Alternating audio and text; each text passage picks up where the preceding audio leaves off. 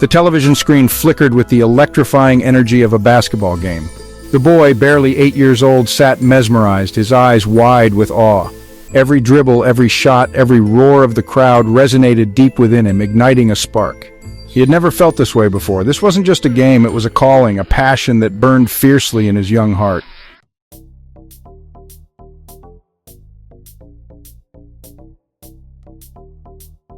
He turned to his father, his voice filled with the innocence of childhood. "Dad, I want to play basketball." His words hung in the air, heavy with anticipation. He waited for his father's response, his small hands clasped together in a silent plea. His entire being seemed to hinge on the words that would follow. The father, a kind man with a weary smile, looked down at his son. He saw the fire in his eyes, the unwavering determination that reminded him of his own youthful dreams. But life had taught him to be cautious, to temper expectations with the harsh realities of the world. He sighed, a mixture of love and doubt swirling in his heart. "Son," he began, his voice heavy with unspoken concerns, "basketball is a tough sport. Most kids start much younger. You're 8 already." His words, though gentle, struck the boy like a bolt of lightning. 8 was too old? The thought seemed impossible, absurd even. He had found his passion, his purpose, and now it was being snatched away before he even had a chance to hold it. The boy's face crumpled, his dreams seemingly crumbling before his eyes. He couldn't understand. How could age be a barrier to something he loved so much? It didn't make sense. The pavement stretched before him, a gray ribbon winding through the suburban landscape. The boy kicked a pebble, his head down, heart heavy. His father's words echoed, a sharp reminder of the obstacle to his dream. He wouldn't let his father's words extinguish his dream.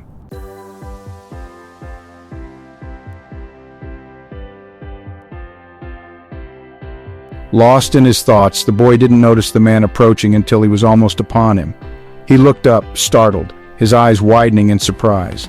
The man was tall and muscular, his face weathered by time and experience, a friendly smile crinkling the corners of his eyes. "Hey there, champ," the man greeted him, his voice deep and reassuring. "You all right? You seem a little down." The boy hesitated, unsure how to respond.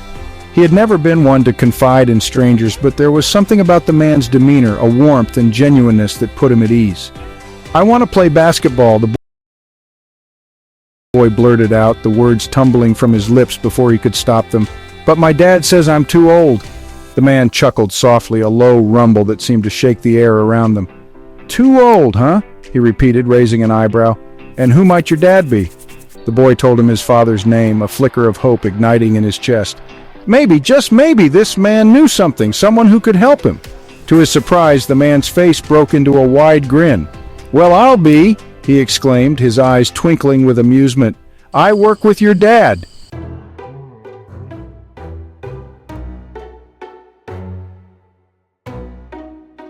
The boy's heart sank. Of course, his father wouldn't have mentioned his basketball aspirations. He had already dismissed them as childish whims. The man seemed to read the disappointment on the boy's face, and he quickly added, "But you know what he hasn't told me? That you're too old to chase your dreams?" He placed a hand on the boy's shoulder, his grip firm but gentle. "Listen, champ," he said, his voice taking on a serious tone. "Never let anyone tell you you're too old, too slow, or too anything to go after what you want. Life's too short to let dreams wither on the vine." The boy looked up at him, his eyes wide with a mix of hope and skepticism. "But my dad said," he began, his voice trailing off as the man held up a hand to silence him. "Your dad loves you. I know that for a fact," the man said, his voice softening. "But sometimes even the people who love us the most can't see the fire that burns inside us." He leaned closer, his gaze unwavering. "You have that fire, kid. I can see it in your eyes. Don't let anyone extinguish it, least of all yourself."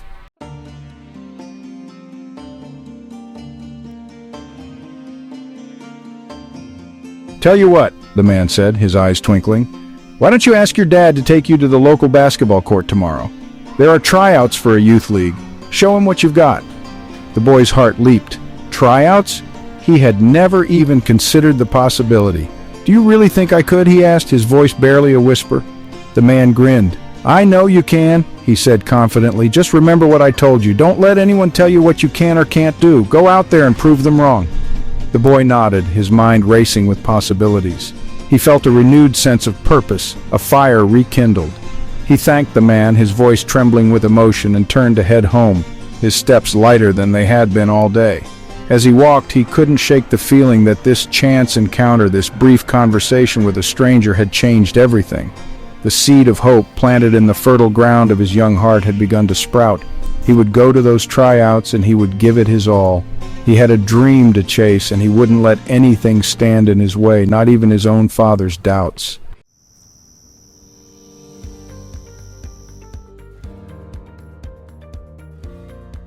The sun dipped below the horizon, painting the sky in hues of orange, pink, and purple.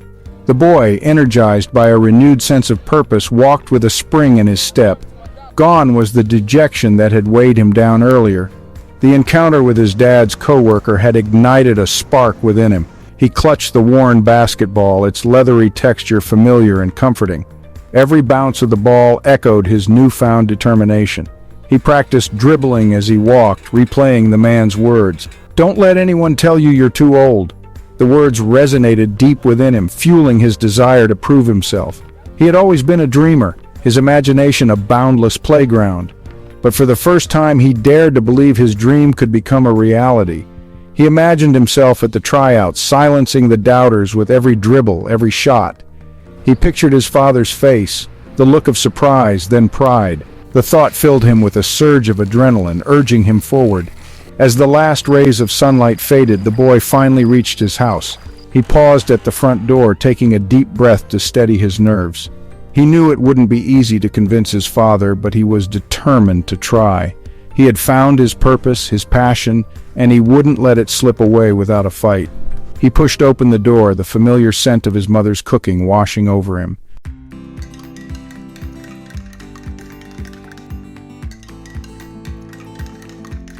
The aroma of his mother's famous spaghetti and meatballs filled the air, but tonight his stomach churned with anticipation. He found his father at the kitchen table. His mother bustled around the kitchen. "You're late," his father commented. The boy mumbled an apology. He knew this was his chance. He took a deep breath.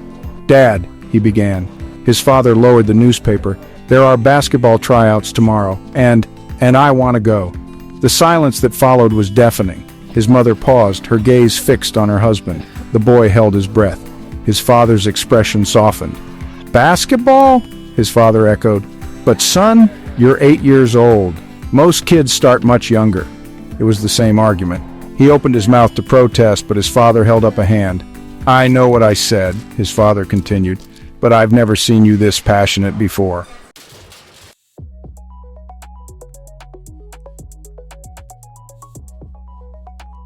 A surge of hope coursed through the boy as he listened to his father's words.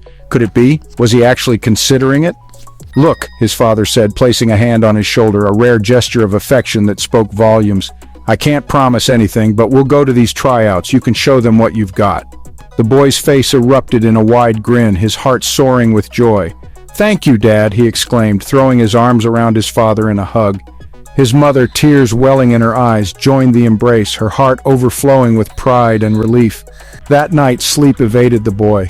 His mind raced with images of basketballs, hoops, and cheering crowds. He tossed and turned in bed, his excitement growing with each passing moment. He couldn't believe it.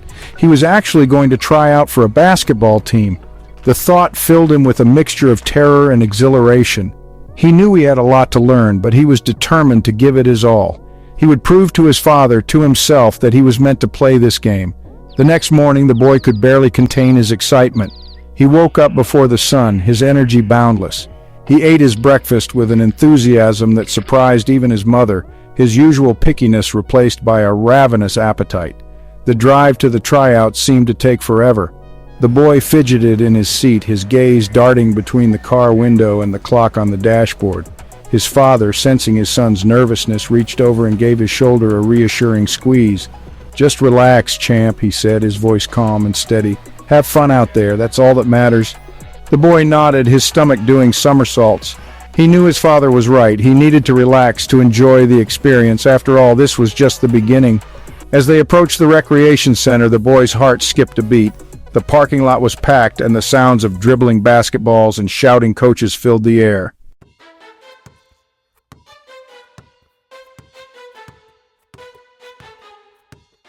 The gym was abuzz with activity, a cacophony of squeaking sneakers and bouncing basketballs. The boy, clutching his worn basketball, felt a surge of excitement and trepidation. His father gave his shoulder a reassuring squeeze. "Show them what you've got." The boy took a deep breath and stepped into the gym. He joined a group of boys, his nervousness growing. The coach approached. "All right, boys, dribbling drills first." The boy lined up, heart pounding. His dribbling felt clumsy and awkward. He stumbled, feeling a blush creep up his neck, but a flicker of determination ignited within him. He wasn't going to let a few stumbles deter him. He took a deep breath and started again, his movements more fluid. As the tryouts progressed, his confidence grew. He participated in drills, his nervousness giving way to determination. He wasn't the most experienced, but he was eager to learn.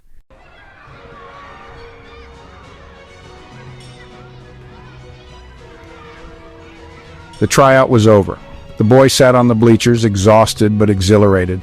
His father, a silent observer throughout the tryout, sat beside him, a look of pride mixed with apprehension on his face. "Well, champ," his father finally said, "what do you think?" The boy shrugged, unsure how to answer. He had no idea if he had done enough to impress the coaches. As if on cue, the coach, the same tall man with the booming voice, approached them, a clipboard in his hand. The boy's heart skipped a beat. The coach smiled down at the boy. "Well, son," the coach began, "you're a natural, raw talent. That's what you've got." The boy's eyes widened in surprise. "You've got a lot to learn," the coach continued, "but you've got heart, and that's something you can't teach." He paused, fixing the boy with a penetrating gaze.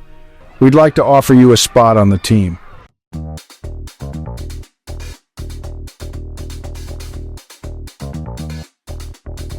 The years that followed were a blur of practices, games, and victories. The boy, once a shy and uncertain 8-year-old, blossomed on the court.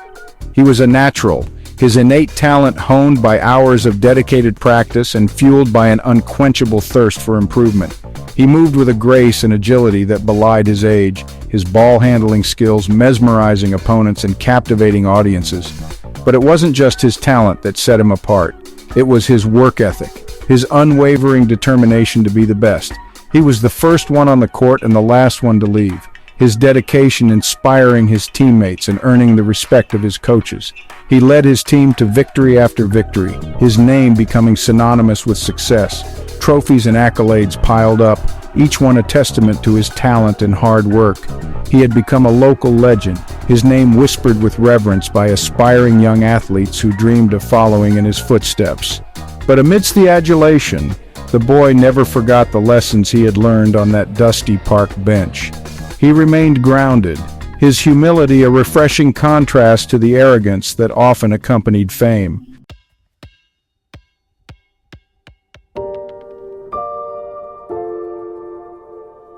The boy, no longer a boy but a young man now, stood on the precipice of his childhood dream, the NBA draft. He sat in the green room surrounded by other hopefuls, their faces etched with a mixture of anticipation and anxiety. His name was called, the sound echoing through the arena, sending a jolt of electricity through his body. The San Diego Humans, his childhood team, had drafted him. He walked across the stage, a wide grin splitting his face, his heart pounding in his chest. He shook the commissioner's hand, the weight of the moment washing over him. He was living his dream. He had done it. He had conquered basketball. His rookie season was nothing short of spectacular. He took the league by storm, his electrifying playing style captivating fans and leaving opponents in his wake. He was a highlight reel waiting to happen, his every move on the court a testament to his exceptional talent and years of dedicated practice.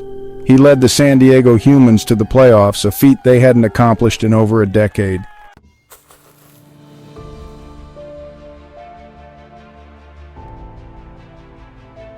His success wasn't confined to the NBA. He was chosen to represent his country on the national team, a testament to his standing as one of the best players in the world.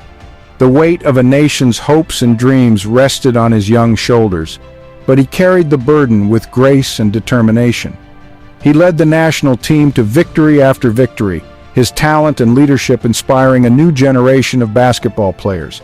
He had become a global icon, his name synonymous with excellence, his face plastered on billboards and magazine covers worldwide. But amidst the fame and fortune, he never forgot where he came from. the lessons he had learned along the way. He remained grounded, his humility a beacon in a world often blinded by the allure of celebrity. He used his platform to give back to his community, to inspire young athletes,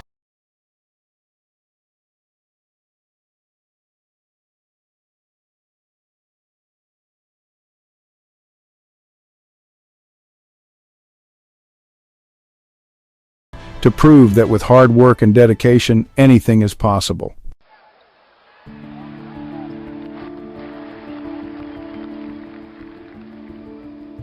The roar of the crowd, the flashing lights, the adulation of millions. It was a world he had dreamt of as a child, a world he had now conquered. From the dusty courts of his childhood to the gleaming arenas of the NBA, he had ascended to the pinnacle of his sport. His name, once whispered with hope by a young boy clutching a worn basketball, was now chanted by legions of fans worldwide. He was living the dream, a dream realized through sheer determination and unwavering dedication. Yet, amidst the euphoria of success, a subtle shift began to occur. The humility that had once been his defining trait, the unwavering work ethic that had propelled him to greatness, gradually eroded under the relentless glare of the spotlight. The praise, once a source of motivation, morphed into an expectation, a demanding chorus that fueled a growing sense of entitlement within him. He had conquered the game, had he not? He had reached the summit, surpassed his idols, and etched his name in the annals of basketball history. What more was there to prove?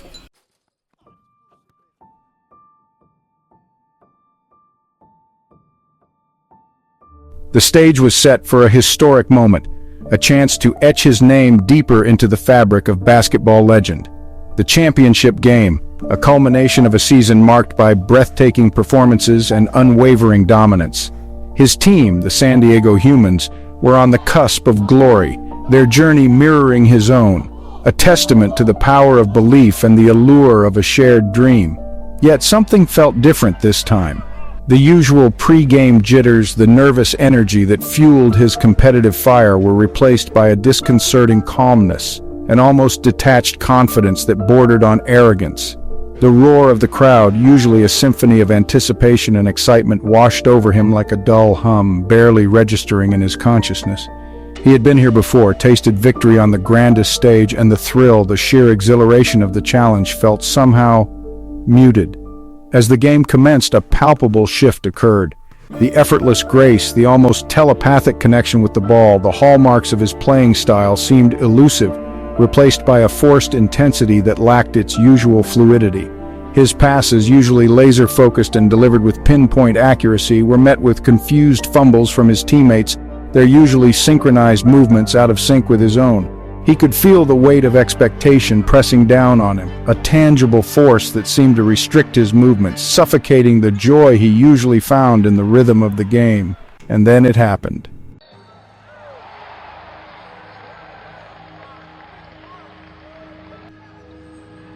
The score was tied, the clock ticking down to the final seconds of the game. The tension in the arena was palpable, a suffocating blanket of anticipation that amplified every squeak of sneakers on the hardwood, every bounce of the ball. The fate of the championship, the culmination of months of grueling practice and unwavering dedication, rested on his shoulders. He had the ball in his hands, the weight of a nation's hopes and dreams resting on his next move. This was his moment, a chance to silence the doubters, to cement his legacy as one of the greats. But as he dribbled the ball, sizing up his opponent, a familiar arrogance crept into his game. The humility, the respect for the game and his opponents that had once defined him seemed to evaporate under the intense pressure of the moment. He trash-talked his opponent, his words laced with a venom that surprised even himself. He showboated, dribbling the ball between his legs, his movements flashy but ultimately meaningless. He had lost sight of the team, of the shared dream they had fought so hard to achieve. He was no longer playing to win, he was playing to feed his ego, to bask in the adulation of the crowd.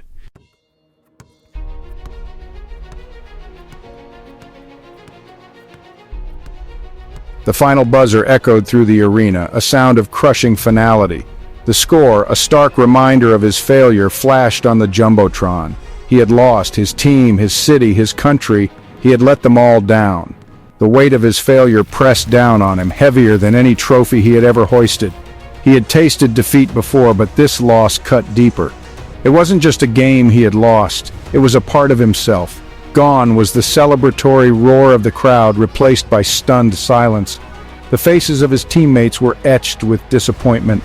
He had let them down, costing them the championship. That night, sleep offered no solace.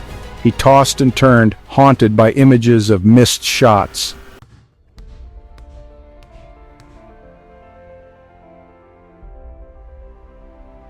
And then, he saw him.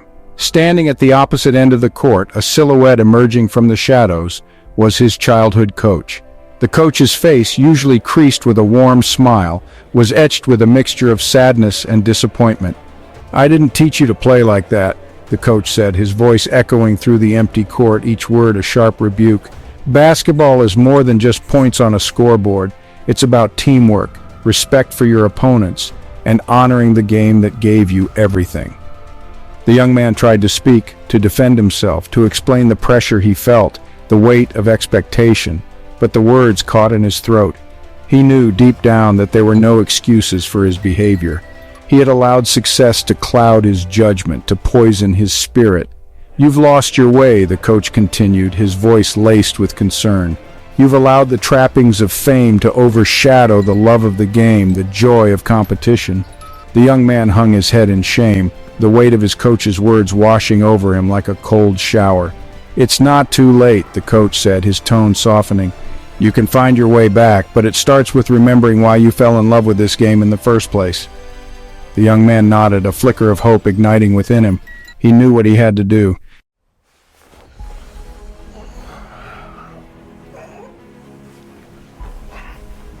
The dream lingered even after he woke up, the echo of his coach's words reverberating in his ears. It was a wake-up call, a stark reminder of the path he had strayed from, the values he had compromised in his pursuit of individual glory. He looked around his lavish bedroom, the walls adorned with trophies and accolades, each one a symbol of his success, yet each one now felt tainted, a hollow reminder of the price he had paid for his arrogance. The championship loss, once a searing wound on his ego, now felt like a necessary lesson, a painful but ultimately cathartic experience that had stripped away the layers of self-deception, revealing the man he had become. He rose from his bed, the familiar ache in his muscles a welcome reminder of the dedication that had once defined him. The court beckoned, not as a stage for his ego, but as a sanctuary for his soul, a place where he could reconnect with the purity of the game, the joy of competition, the camaraderie of teamwork. He walked onto the court, the familiar squeak of his sneakers on the hardwood, a comforting sound, a grounding rhythm that helped quiet the storm of emotions within him. He picked up a basketball, its familiar weight in his hands, a tangible reminder of his journey, of the countless hours he had spent honing his craft, pushing his limits, chasing his dream. He started with the basics, dribbling the ball, the rhythmic bounce a soothing melody, each dribble a step back towards the fundamentals, a return to the essence of what had made him great.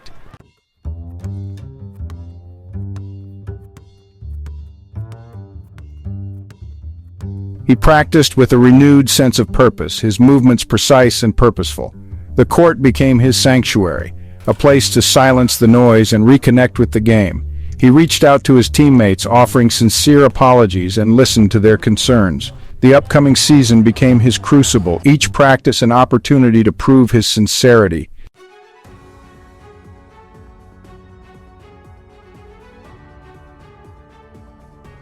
He was no longer driven by the need for individual accolades, but by a desire to elevate his teammates, to inspire them to be their best, to create a legacy built on teamwork, respect, and a shared love of the game. His transformation was evident in every aspect of his game.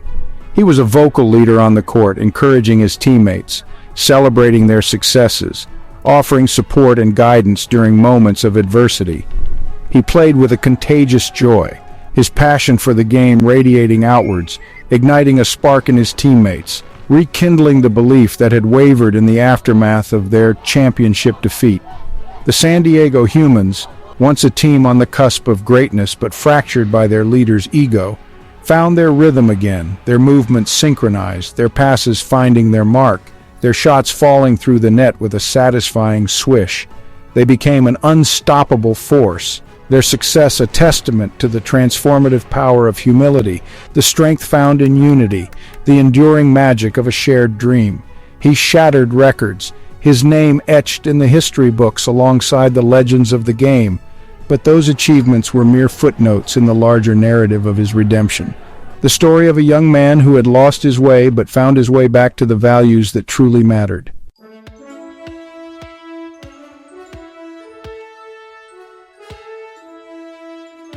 Years turned into seasons, each a testament to his talent and dedication. He transformed from arrogant superstar to humble leader, achieving his childhood dreams and more. He conquered the game and himself. The day came to retire. Age whispered its truth. He announced his decision. Fans, teammates, and rivals showed overwhelming respect. His final game was a bittersweet symphony, a celebration of a legendary career. The final buzzer sounded. Applause washed over the arena. A career defined by excellence and love for the game.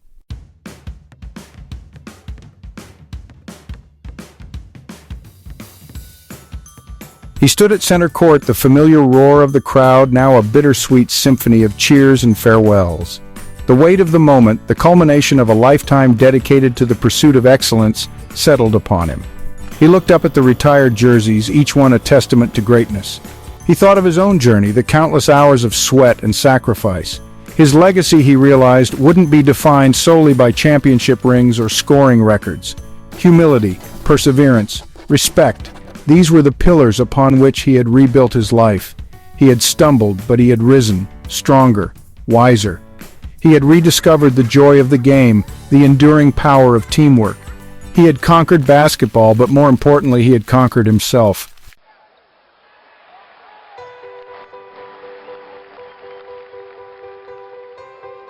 He looked out at the sea of faces, young and old, their eyes reflecting admiration, gratitude, sadness, but above all, a shared love for the game. He saw himself in their eyes, the young boy with a dream, the aspiring athlete with a burning desire to make his mark on the world. He knew his story had the power to inspire, to ignite a spark in those who dared to dream big. Greatness resides within everyone, waiting to be unleashed. "Don't let anyone tell you what you can or can't do," he began, his voice echoing through the arena, the words carrying the weight of experience, the wisdom gleaned from a life lived in the relentless pursuit of excellence. Believe in yourself, work hard, never give up on your dreams, and always, always remember that the true measure of a man is not found in his victories but in how he handles defeat. He paused, letting his words sink in, watching as they resonated with the crowd, their faces a reflection of his message, their hearts ignited by the same fire that had burned within him all those years ago. "The game of basketball has given me everything," he continued, his voice thick with emotion. "It has taught me the value of hard work, the importance of teamwork, the true meaning of respect. But, most importantly, it has taught me that the greatest victory is not about conquering others, but about conquering yourself." He raised his hand, acknowledging the wave of applause that washed over him. "It's time for me to pass the torch," he announced, his voice strong and steady.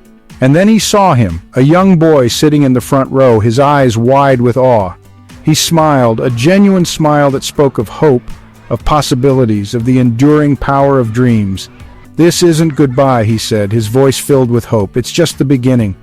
The crowd erupted, their cheers a deafening roar of appreciation. The man stood on the court one last time, the weight of his accomplishments etched on his face. He took a deep breath, the familiar scent of the hardwood filling his senses. He closed his eyes, embracing the silence that followed the roar of the crowd, and with a final glance at the empty court, he turned and walked away. The end.